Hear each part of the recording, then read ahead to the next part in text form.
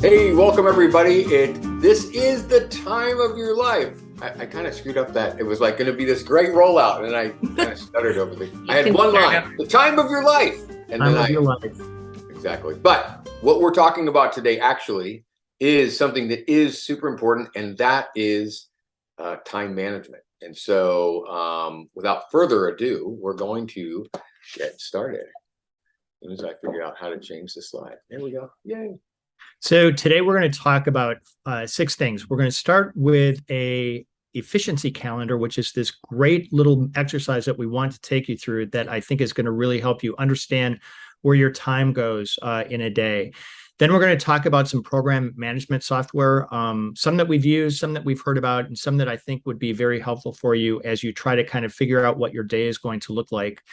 Time blocking is something that works for a lot of us, not for everybody, but we want to talk about what time blocking is and what that looks like.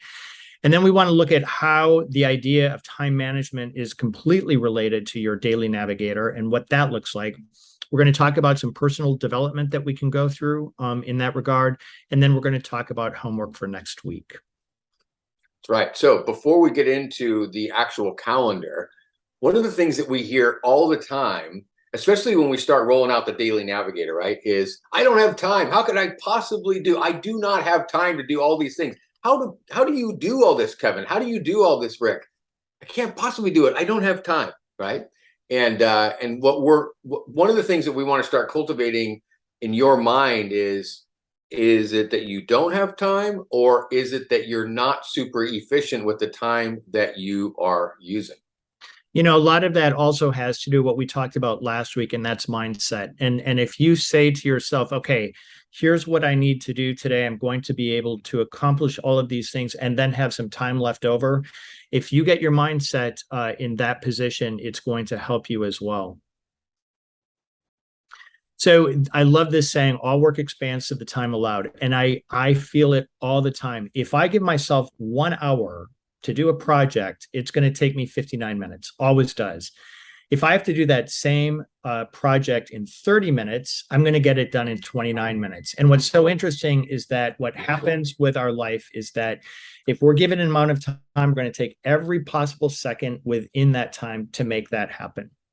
Exactly. You know, this is somewhat of a human nature thing, and some people are better about it and some people are worse.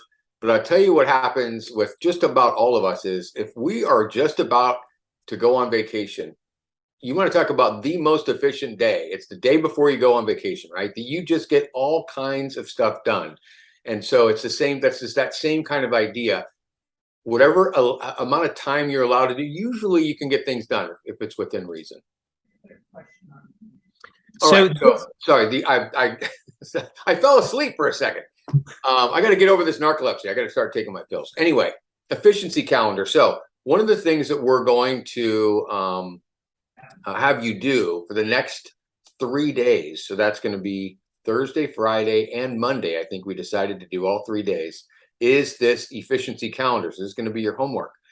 And what you do is that you write a little note next to each time of what you've been doing for the last 15 minutes. Now, this is like standing in front of a mirror naked at the, in front of everybody at the department store, because it is brutal when you start finding out where you actually spend your time. And part of the reason we want to do this is this idea, going back to that first slide, is I don't have time. I don't have time. Well, when you get to start looking at what you actually do every 15 minutes, you might be surprised at what you find. I think I got Kevin stunned there when I started talking about naked in the department. So here's part of what homework is going to be, and I really think that this is going to be a big eye-opener for you if you've never gone through this activity, and it's been out there for a really long time, but it's really powerful. So Nicole is going to send you a copy of this. It also lives in the Knowledge Library, so you can print a copy if you want right after this. So you print out 3 copies because we want you to do this. No, I'm sorry, 2 copies. We want you to do it 2 days in a row. So you have Thursday, Friday, and Monday to get this done. So print it out, keep track of all your actions for every 15 minutes, and then write down what you're doing. Then we're going to put another little twist on this that Rick will talk about at the end as we talk about homework. But going through this exercise is really powerful because you realize how much time you are wasting, and how much time you are really using to get the tasks done that you need to. Exactly. And we actually are going to add these to your daily. So when you send out your daily navigator and your weekly navigator every night, we're going to add just for these two. Well, you and I, we just said two different things. So I said 3 nights, Kevin said 2. So we'll go with 2. We'll go with the better parent, right? The easier parent. But 2 of the next 3 nights, print out and send this efficiency calendar along with your daily and weekly navigator so that we're all paying attention and seeing where we're at. All right. Who, not how. So this is another thing. And for those of you who've been with Flowcademy for a little while, this was actually a book club that we did. Kevin and I read this book a couple of years ago. It was a game changer for us because it really talks about one of our 3 big principles. And one of those 3, what we're looking for, what we're trying to get to this place is that you're really doing 3 main things. One is negotiating deals. One is cultivating and managing relationships. And the third thing is managing the team. In other words, we're always looking for you to start delegating as many things as possible to other people, whether that's a paid person on your staff, or it's outsourcing things that other people can do, or it's leveraging your current company with, say, marketing or something like that. The idea is getting all the things or as many things as possible off of your plate that you could have somebody else do. And so that's the principle of this book, Who Not How. So here's another thing to be thinking about in your day-to-day, and it's things that we're going to try to work through is, am I the person that should be doing this task? And I know that a lot of you have gone through this where you figure out how much money you're making on a, let's just say a monthly basis or a quarterly basis. And then you divide that by how many hours you work, and you're going to see how much you really are worth per hour. And when you realize that your value is so high and you could be paying somebody $25, $30 an hour to do things that you maybe don't necessarily like to do, that then opens you up to do more. So that's where delegation comes from thing. And you really decide, am I doing the task as efficiently as I possibly can? Then there are systems and processes of which we are trying to help you through with this next session. And it's to really help you with your systems and your processes and being as efficient as possible. And then you also come to the end of it, and does this task even need to be done? And if not, if it doesn't need to be done, then eliminate it. If it does need to be done, but it can be done by somebody else, send it over to somebody else. And if it has to be done with you, then you know that that's part of what you need to be doing to keep your business moving. Exactly. And all of this is also ties right in with that Who Not How book and that principle. So if you have not yet read it, definitely take a look at it when you get a chance. You could add it to your book list that you're doing with your homework. Okay, so here's another thing. We talked a little bit about this yesterday on Live Coach. On average, every call costs you about 15 minutes to get your brain back to what it was doing. The same principle applies to emails as well. So one of the most challenging things that we deal with on a time management standpoint is this kind of multitasking, being all things to all people, not wanting to miss a phone call, returning emails quicker than we need to. And the more you can have some boundaries for yourself around when you're doing these things, the more efficient your time will be. If you're just answering emails and returning phone calls and taking all the calls all as they happen, that means that everybody else has complete control over your schedule, and you are going to have a hard time being efficient. On the other hand, if you have some boundaries around that, like I'm not going to look at my emails. I'm going to look at them at 8 o'clock in the morning after I've had some morning time and I've done my meditation, my things, whatever, 8 o'clock in the morning. And then I'm not going to look at them again until 10:30 or 11 o'clock. And same thing with my voicemail. I'm going to maybe leave I did this for 2 years. On my outgoing voicemail every day, I would say, hey, everybody, it's Rick. Today is Tuesday. I'm going to be checking my voicemails between 11 and 12 and again at 5 o'clock tonight. And if it's really urgent, feel free to text me back. Otherwise, this is when I'll be calling you back. And what it did was the people that got those messages, they always liked them. Nobody ever complained, but it set my mind at ease because as a realtor, I was always like, but maybe I need to return that call right now. It's so urgent. It could be this totally important person. Yes, it could be that totally important person, and you will have time to call them back at an appropriate time. So that's one of the things that we want to be kind of instilling as much as possible is some boundaries around your time when you interact with any kind of correspondence. And I would say even texting as well, but that's a little bit harder because we just told them, hey, if it's really urgent, text me. Anything else there, Kevin?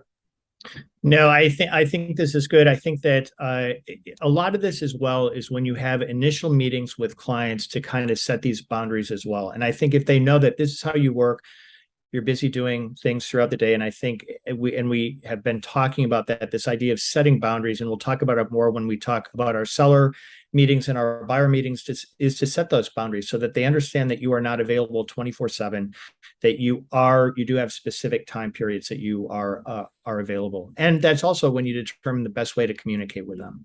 That's, yeah, such a great point. I'm glad you brought that up. Okay. So I just want to bring up, this is just a couple of things, and this is program management software that many of us have used. It is Mondays.com is something that I used when I had a larger team, and it really is fantastic because you can write down all of the things that are going on. And we had our buyer process and our seller process, our potential new client process. And what Monday does is it allows everybody to interact on this website, and you can assign different things to different people, and then they check it off when it's done. So it's like having a virtual staff meeting or team meeting, because you can see where everybody is, and then you can check in with them.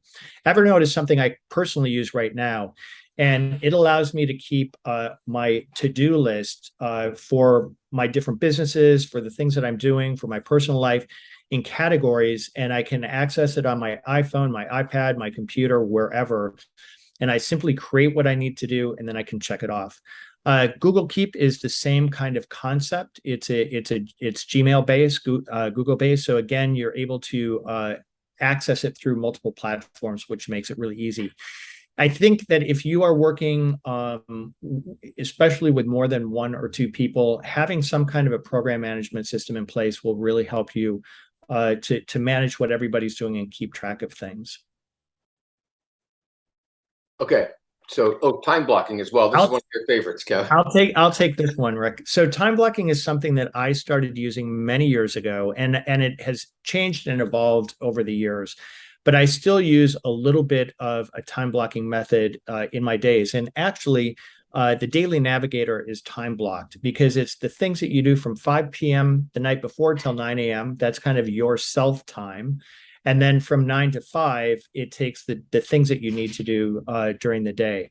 So time blocking is simply saying from this time to this time, I'm going to focus on these things, and then block out your day, what that's going to look like. Of course, the times blur a little bit. Something might take a little bit longer, a little bit less time. But I think if you are one of those people that needs to sort of visualize your day and know what it's going to look like by blocking the times, it gives you the comfort to not worry about, oh, I need to do this, I need to do that. And it puts it into a framework that makes it easier to deal with. Yeah, and the reason we kind of joked about this at the beginning, like this is definitely something Kevin's used with success. I have somewhat in the past, but to be honest, this is not totally my bailiwick, but he's right. The Daily Navigator is time blocking, which, as you guys know, I do that virtually every day. So there's some version of that. The other thing is just the idea of, and we talked about this yesterday as well. What is it? Swallow the frog. Yeah. Take the things that are on your Daily Navigator that are maybe not at the top of your list that are exciting for you, and do them first. Write the thank you cards first, or make the outgoing calls first. Put those first on your list. And if you put those in a specific time block, if you're capable of putting it on your calendar, honor that calendar. Honor the calendar the same way you would honor a listing appointment, right? I would never just like all of a sudden last minute go, you know what, I'm not going to that listing appointment. That would never happen, right? So how can I get the honor of a listing appointment up to the same degree, the honor of myself and things that I know that are important that need to be done for my own business? It's a great way to look at it. So Daily Navigator highlight. So each week we're doing a Daily Navigator highlight because we don't have the Daily Navigator class anymore. And everything that we're talking about when it comes to the time of your life or being efficient with your time, has to do with this section right here. These are all things that we know. These are true time-tested practices in the real estate business that we know need to be done. But as Kevin mentioned, the reason it says between 9 a.m. and 5 p.m. is that we want to have some boundaries around our time. Also, defining these things, as you can see, there's the checkbox, which all the way to the left. Remember, that's the one that we're deciding. Are we doing this or not? The next line is just a space. Some people use it as that's where I did it. But then from there, it's meet with blank amount of people face to face, touch blank amount. So we really, as much as we can, we want to quantify what it is we're doing. Some of you, I see on your thing, it just says touch people for, it doesn't have a number. In other words, I don't know exactly what the sentence is, but it's left a little bit ambiguous. And what we want is to be more defined, because as the day goes on, it starts to be easier to kind of, I'm gonna call it cheating. I don't want to make it sound like it's that bad, but I remember this person talking about, listen, if you're working out with your coach or if you're working out without a coach, the coach is gonna hold me accountable more than myself. I'm gonna be like, and not quite 10, but that's a lot. I feel like that was a lot. I can stop at 8 or whatever it is. Whereas if the coach is there, he's going 10. I think you got one more. Come on, one more. And it's the same idea here. This gives you that when you're feeling good in the morning, it's that time when you can really hold yourself accountable and put down the number that you know that needs to be on there. The other thing is that this is that defined purpose, so that if we're running at, say, 70% without doing this, we're trying to get that extra 30% out of us. It's not like you're running around doing nothing if you don't have the daily navigator, if you're not being held accountable. It's just that you're not being as efficient as you could if you were holding yourself accountable. So, okay. Now, the other thing we want to talk about is this kind of personal development idea of don't take it personally.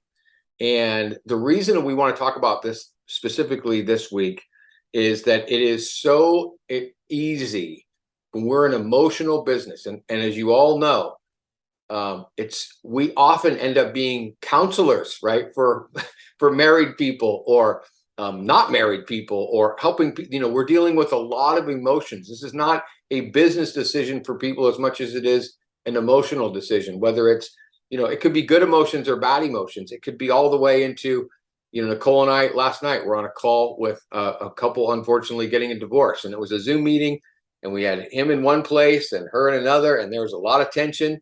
And we really need to know how to help people navigate that, and we need to know how we can navigate that ourselves. And at the center of that is something that's really easy to do, which is take things personally, right? And so I wanted to give you some context. Is a little bit from the book, The 4 Agreements, which we have on one of our lists. That I read that book about 5 years ago. And if you haven't read that book, I mean, for me, it was a total game changer, because I had been told all my life, probably like you have, hey, don't take it personally. And I was like, how can I not take it personally? They just did that to me. Of course, I'm going to take it personally. And it wasn't until I read that book that you start getting into this idea of, to take something personally is kind of silly, because you do not know where that person's coming from. You do not know their whole life experience. You don't know what was going on for them when they were a kid that made them, maybe have certain reactions to certain experiences, all the way up to, you don't know what happened to them that day or that week, or what's going on for them personally. This morning, one of my clients sent a text message to me accidentally. It was supposed to go to it went to a Rick, right? Rick. And he went on about all of this really kind of tough medical condition he was going into. And clearly this was supposed to go to a doctor, and he was giving him an update on how he was feeling. But it included things like, I don't sleep more than 2 hours a night. I'm in severe pain. I really need some help. Now, I knew nothing about this with this guy, but what if I was having an interaction with him and all of a sudden he's like short with me, or, he doesn't like what I'm telling him about the price of the house he's saying. And then I take that personally. I would have all this missing data that this guy's physically in pain, which makes it super difficult to be nice and kind to somebody, right? So it's important to have that perspective of where are these people coming from? We don't even know. So if somebody's coming at us in a way that's making us feel personal, we need to let them have their space. Doesn't mean we get walked all over, but we don't take it internally personally. You can be curious. How can I be helpful? It sounds like I've said something to upset you. How can I, be curious? What's going on? But not like, oh, that person hurt me, so I'm now going to not talk to them, or I'm not going to call them back, or whatever it is, which is an easy thing to do. The other side of that too is, what are all the things that go on for us that we've grown up with that we are not aware of, or whatever, that somebody says a certain word and that triggers us into our challenging things. And all of a sudden we're coming out and reacting in a way that isn't the way we want to be professional. Believe me, I've done that more than once as well. And then I end up having to go clean it up. So the idea is, be aware, be curious of how we're interacting with people, who we're interacting with, and not taking things personally, but rather being supportive and helpful to people. This is something that will give you miles and miles, especially when somebody's having a hard time and you can meet them there and come towards them and be supportive to them in their time of being of need, let's say, that you'll get a friend for life. Like when they know that they can be themselves, and you can not be walked over like a doormat, but you can be supportive to them. It's pretty amazing transformation that can happen there as well. Yeah, I think it's important as well to, when you're in that situation where you are taking it personally, don't allow yourself to give them that power to be able to do that to you. And saying exactly the same thing, but don't let them take that power from you. So I just think it's really important to not take things personally. That is both business and professional. And I think it's really important not to give that power away. Exactly.